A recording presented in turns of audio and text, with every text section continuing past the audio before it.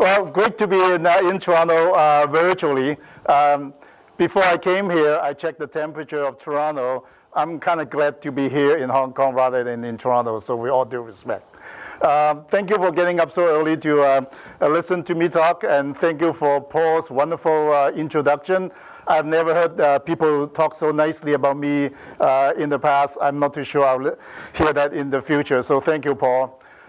This technology is wonderful, isn't it? So that's why we invested into this company a few years ago. And I can see all of you, by the way. I can't touch you. Maybe technology will develop to the point that I can do that. I can see some friends here. Hey, Larry.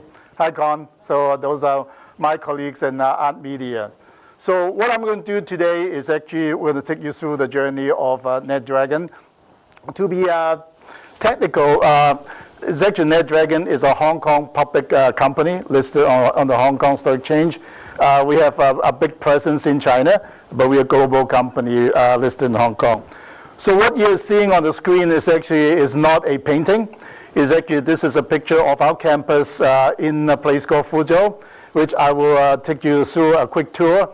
But before I do that, I'm going to share with you a couple of videos. The first one, I find it very meaningful and has a lot to do with this particular technology.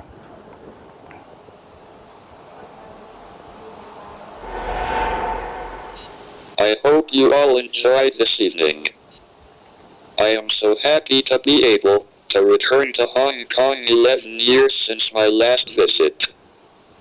I am only able to do so this evening with the help of Simon and Paul from NetDragon and Art Media. Amazing job well done. Thank you all for your time, and a pleasure to join you all live from Cambridge. A clip I that was only sent ask to you me don't keep my uniform up too late tonight, as actually, a I lot of have people a probably lot of didn't work know. to do in the morning. Actually, his last public appearance Good night. was through the hologram technology that you are witnessing right now. It's about a year and a half ago. We beamed him from Cambridge into Hong Kong via this technology and gave a lecture to over 1,000 students in Hong Kong. And actually, he was very happy. And this is actually the email I got from him about an hour after we finished the event. He was so happy that he spent an hour kind of doing this event, doing this email. So I kept it. I'm going to keep it for a long time. I'm not going to sell it because it's actually quite is a treasure to me. Because with this technology, we can bring somebody like him into Hong Kong, which is actually 15 hours by flight, and we can help him to do that. I'm sure this technology, we can help a lot more people, and that's why we invested in this company, and you're enjoying the technology right now. So what I'm going to do today is actually take you through the history of NetDragon a little bit, I will do some storytelling, a little bit of commercial, I have to say. And before that, I want to share with you a quick video of our company.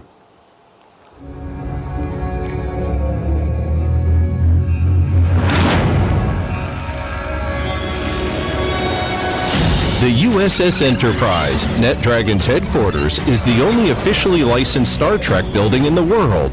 A host of facilities are available here, including pyramid workshops, a 10-meter diving board, a golf course, and Huizhou-style architecture. All this makes for a truly unique campus that spans east and west and combines science fiction with traditional Chinese culture. We hope that our USS Enterprise can lead global teachers and students to a new frontier in education.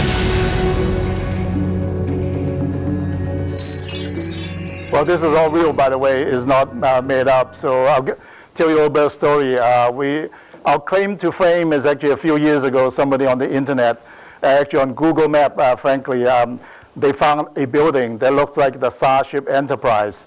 It's actually, and they put it on the web and say, hey, this building happens to be in China. And I can say that, by the way, it must be a knockoff at that particular individual. Did say that. And then lo and behold, 2 days later, he came back onto the internet and say, oh, I was wrong. This crazy company actually pays CBS a bunch of money for the right to do it. So actually, we were quite happy about that, and that tells you a little bit about the culture of our company. Actually, we did pay CBS some money to get the right to build it. Actually, when we went to approach them, they were kind of dumbfounded because nobody has made that request before. They didn't know how to do it. But at the end of the day, you're seeing the building. And what you're seeing is only a small part of our campus. We have over 500 acres of land.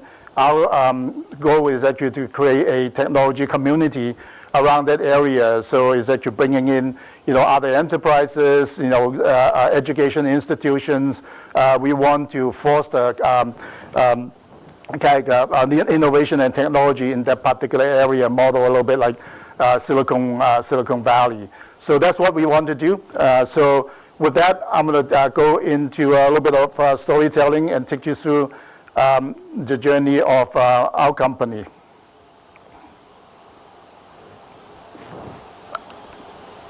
Sorry, I'm running a little bit of problem with the slides. That's not Art Media's technology. That's Microsoft or me. Okay, so this is actually where we are. I take you through a journey. We're about 20 years old. By the way, I only joined the company about 4 years ago. And I'll tell you why I joined the company, because it does have a lot to do with how we're going to take the company forward. Actually, 19 years ago, we started in AI. After 9 months of doing AI, we realized that actually there's not much business in AI back then. So we quickly switched into doing gaming. And we're still doing gaming today. And along the way, we also developed the world's third largest app store called 91.com. At that time, the largest is actually Google Play, followed by Apple. We had the world's third largest app store with over 200 million users. And about 5 years ago, we sold it to a small company called Baidu in China. How many of you have heard of Baidu? Not a lot, but anyway, you go Google them or Baidu them from that standpoint, because they're kind of the Google of China. We sold it for $2 billion, and then we returned some of the money back to the shareholders. They were very happy with us. And then we're looking for a new business to invest into. At that time, we have two requirements. One is to invest into a sustainable business. The other one is actually a very modest goal of ours, and still a modest goal of ours today. We want to help the world to become a little bit better. We're a small company. We're only 6,000 people. So we can't change the world, but I think we can help. So we decided to look at both healthcare and education. But we don't know anything about healthcare, so we went to education. And I'll explain a little bit why we went into education. Now, also at the time, the chairman is actually the founder of the company, said, hey, I want to become a global company. So they went out and looked for people to join the company. And unfortunately for them, they found me. Because I was running after leaving Microsoft, and then I went and joined a small small group of investors, and we went into education because I was passionate about education. Because my two sons went to Upper Canada College, and I realized how important a good school for young people. So I invested into a company called Harrow International Management Services. We had the rights to build Harrow School, from the UK in Asia Pacific. So it's actually quite a fun exercise for me. But with my background in technology, I find it a little bit too slow. The impact is actually, you can only impact the elite students, but I want to help the world to become a little bit better. And I went into this situation and this opportunity. And at the very beginning, the headhunter said, hey, have you heard of NetDragon? I said, never heard of the company before. And I said, it's in Fuzhou. I said, where is it? I've never been. And so I didn't know at that time I would be joining a company. But make a long story short, because I found the mission is actually very admirable, so I joined the company. At the same time, I talked to the chairman and said, hey, why don't we together build a global company? So I joined the company 4 years ago. And for the last 4 years, a lot of people say, what have you been doing, Simon? And I said, spend money. That's what I did. Because it's like one of the ways to expand globally very quickly is to do acquisitions and investments. So that's what I focus a lot of my energy in doing, and also helping our existing staff and recruit new people and also build the businesses. So we grow it organically, and also we did acquisition. So as a result, we bought 4 or 5 companies and invested into 2, actually one of them being Art Media Technology. We bought one of the world's largest classroom solution provider out of the UK. A competitor is a Canadian company out of Calgary called Smart. Our company is called Promethean. We also bought a mobile company in Hong Kong called SharePix. By the way, the CEO of that company is a what-to-do graduate, so a fellow Canadian. We also bought a small company which specialized in AI and big data in speech assessments in China. And also we bought a gaming company in Los Angeles. And the last one we did was a few months ago. We bought one of the world's largest learning community focusing on K-12 called Edmodo out of San Mateo. So that's how we quickly put a global company together. After saying all that, we're doing a lot of work integrating the different companies, because merging companies is not as easy as you think. I'm sure a lot of you understand that. So as a result, what we have done is actually we have built a global company. We are in over 190 countries as we speak. We have a lot of technology because of the acquisition. And also based on what we did in the last many years, a lot of people say, hey, NetDragon, you're a gaming company, you're going into education. But if you really step back and look at what we have done in the last 19 to 20 years, it's actually we have only been doing one thing, which is building communities. Gaming is a gaming community. 91.com is a mobile community. And what we are building in learning is actually, instead of online learning, actually our goal is to build the world's largest learning community. And I'll show you very quickly where we are. Okay, I did talk a little bit about why we go into learning, but we are leveraging the technology that we acquire within gaming, so we can move it over to learning. Leveraging our DNA.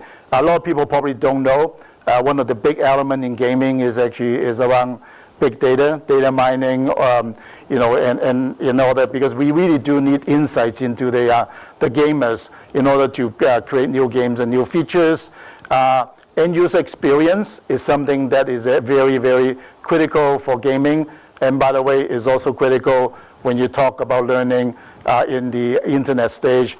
And the last but not least is the ability to create content. Gaming is all about content. At the end of the day, learning is all about content. And at the same time, we also create a wonderful ecosystem of technologies, hardware and software, that we can allow partners to come in and innovate together with us. So let me talk a little bit about learning. So with all this effort in the last few years, we managed to create a company. It is the largest learning community right now around the world. We are approaching very quickly to 100 million users. We're focusing on K-12, but our goal is to support lifelong learning. So we continue to expand once we finish with K-12. We're in over 1.3 million classrooms around the world, over 150 countries. We're in 400,000 schools around the world. And then we also, throughout the years, we have collected over 700 million pieces of resources, which is all related about learning. So it's actually, at the end of the day, we can really leverage what we have been collected in terms of data, in terms of information, then we can help the world to learn a lot better. Our basic premise is actually very simple. We believe we can interrupt and disrupt education in a very positive way, because we do believe education has not changed for a long time. It's about time we use technology to go and disrupt it in a positive way and really help kids to learn a lot better. Our thesis is actually kids, they don't need to be taught anymore, because they can acquire knowledge anytime and anywhere. What they need help in is actually in nurturing. So I think we can really help to change the world by going that direction. Our ultimate goal is to do personalized curriculum for each and every individual learners. We have created a wonderful ecosystem. Our learning company is called Edmodo, which is the company we acquired just recently, based out of San Mateo. We have a lot of experience in it. At the end of the day, we do believe learning has to be both online and offline. So that's why investing into art media technology with the ability for me to be here talking to you, which both online and offline is going to be very, very critical. And at the same time, we're going to build out the underlying technology in the area of deep learning and machine learning and big data, so we can move towards personalized curriculum. I think I talked a little bit about that already, so we'll continue to build a community. It's actually a lot of learning will happen when you collaborate, so that's what we want to do. We're going to support it with different devices. We are a software company, but at the same time, we also have quite a bit of hardware, especially in the area of the home and also in the area of the classroom, that can support learning. Our ecosystem can support learning either in the classroom or at home or when you're mobile. We are number one in the world outside of China. China is a very different story. It's a very unique story. So how we look at the market is actually the rest of the world and China. China by itself is actually very big. But don't forget about India. India will be also very big, and they are up and coming. Very quickly on gaming, is actually we are doing really well. We've been in there for 19 years. When we complain about the business, actually the one complaint we have is actually the margin has declined a little bit. It's actually to 91% gross margin, because it used to be 93%. So we're trying to work very, very hard to move it back up to 93%. But nonetheless, we're going to complain a lot. So I'll show you some pictures. I'm not a gamer, so I can talk to you a lot about the game itself. But we have this one is called Eudemon. It's our flagship MMORPG game. It's been around for 10 years. A very high output, as you have seen in the previous chart. We continue to innovate with leveraging this IP. Our company is actually used to be predominantly in the PC gaming area, but now we have also moved into the mobile gaming area. The difference between the PC game and a mobile game is actually the PC game has a much longer shelf life. We like it. Not that we hate the mobile game, but mobile game will be much shorter. So we have to continue to roll out a lot of titles as we speak.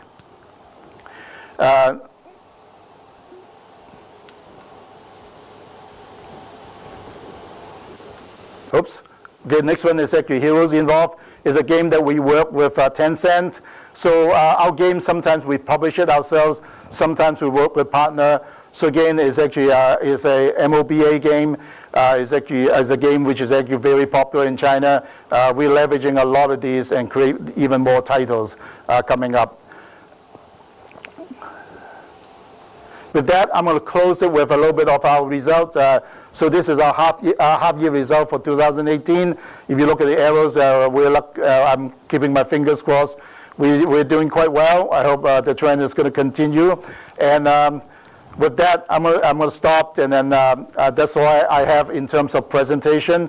Well, thank you for your attention, and I'm looking forward to the rest of the session, which is actually Q&A. So thank you. Well, it's actually technically 150 countries with the hardware. It's actually with our software, we got into 190 countries. I have to admit, when I look at the list of countries, some of them I have no idea where they are on the map. So this is the wonderful part of running an internet company, because the barrier of entry going into those countries is actually very low. One example is actually Edmodo, which is a company we acquired just recently. I mean, we can't take the credit of growing that business, but what they did in the last 8 years, they have grown, not only being a dominant player in the US, but also expanding across the world, really through viral marketing. There's actually a lot of word of mouth. outside of the U.S., the second largest market for Edmodo is a country called Indonesia. So it's actually 240 million people. And after that, I think it's Brazil. I'm saying this for Consti's benefit. And then Mexico, and then Colombia. So you can tell with an internet company, it's much easier to scale into those countries. On the hardware side, we use a very extensive channel partner ecosystem. So we're using a lot of partners around the world. Actually, what you meant is actually I'm old. That's why I have extensive experience in the China market. So, by the way, I lived there twice. Actually, I was there in 86 and to 88, and then I was there from 2008 to 2012.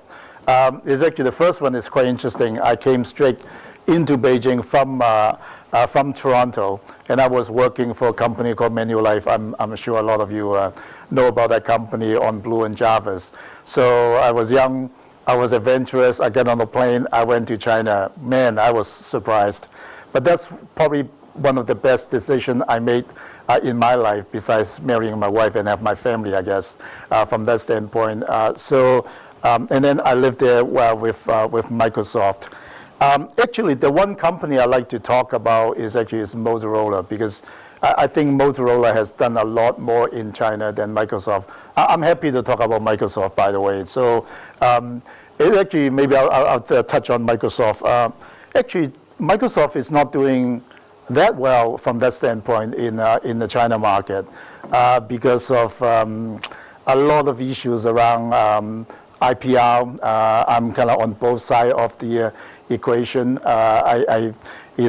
I'm not too sure how much I should go into the detail into the whole thing, because even though there are willingness on both sides to sort it out, but it's hard at the end of the day. But Motorola is actually quite interesting because they made really a huge commitment into China. So if you remember, I mean, the June 4th, 1989, when everybody's moved out, it's actually Motorola moved in. So when I was running the Asia Pacific business for Motorola, I had about 27,000 people in China. About 20,000 in the factory in a place called Tianjin. They made the big impact of creating a whole ecosystem because we have all the manufacturing in China, not only just the handset, but the infrastructure, the two-way radios, the semiconductor, all in Tianjin. And then because we need a lot of suppliers, so this is the whole value chain that we brought into not only the country, but to the city. So we have a very, very close working relationship. Rather than kind of us against the Chinese government, we're working together. When I'm in trouble, I can always go and ask them to help out. And they are very, very willing to do it, because I still remember the mayor at that time, he was an ex-People's Bank of China's governor. He said, "Hey, Simon, you have to understand, when Motorola sneeze, we get a cold," because he's all talk about Tianjin. So I think working relationship with them is actually a close working relationship is actually very important. I think trust is actually very important. If you always second guess them and your partner, it will just never work. That's how partnership should work. I wish I can say the same thing about my experience in Microsoft. First of all, I think Canadians have a lot of opportunity out in Asia Pacific. We talk a lot about China, but India is a wonderful market if you can find the right way to get in. Because my time with Motorola, I work a lot in India too. Those are the two markets which is quite dear to my heart. Going back to China, it's actually, if you really step back and look at it, I mean, it's actually Canadians has been quite involved in the history of China. I mean, it's actually, sometimes I ask fellow Canadians, do you know who Dr. Norman Bethune is?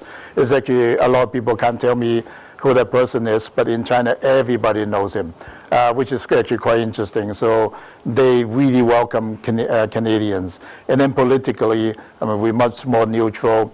And also with the new technology coming in, I think there's a lot with the internet, I think that allow smaller company, it doesn't mean have to be small, but smaller company to compete with the big ones in a place called China, because China is all internet based. I can't even use cash in China these days. Paul, you were in China 2 weeks ago. I don't know how well you're doing by trying to spend money without WeChat or Alipay. So I think in the fintech area, the new area, in the area of big data, in the area of machine learning, and also in the area of deep learning, we as Canadian companies, we have a lot of opportunity in there and innovate together with China. Just a small comment on the big data and AI. One of the things that China has, rightly or wrongly, they do have access to data.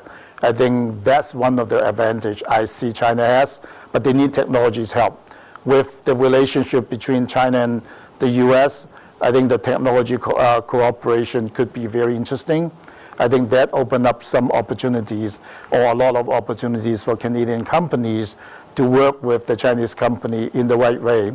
And then we can both prosper together. So in my business, it's actually, on the education side, it's actually quite interesting right now. I see growth everywhere we grow, everywhere we go.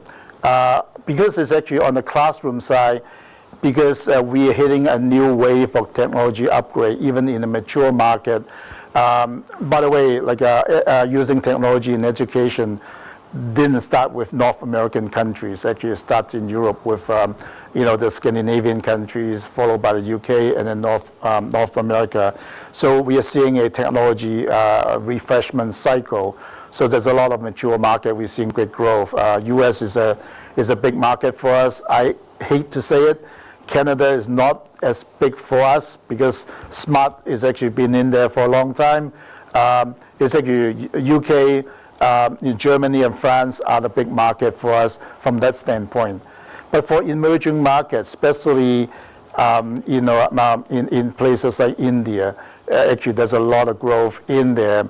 And also some of the countries along One Belt, One Road.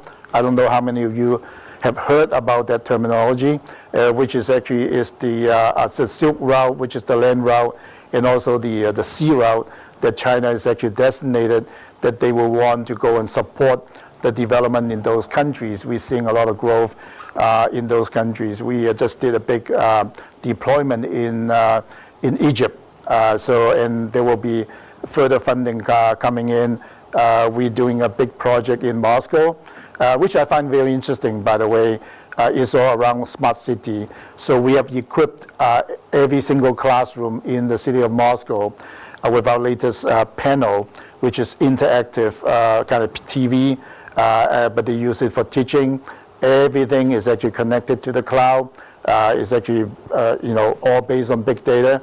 So the mayor can be sitting in his office looking at every single screen and see what they're being used for or whether they're being used. So actually they can help to manage how do they deploy teachers, how do they work with students. So a lot of opportunity coming up across the world. The question is actually whether you can kind of work on so many projects at the same time.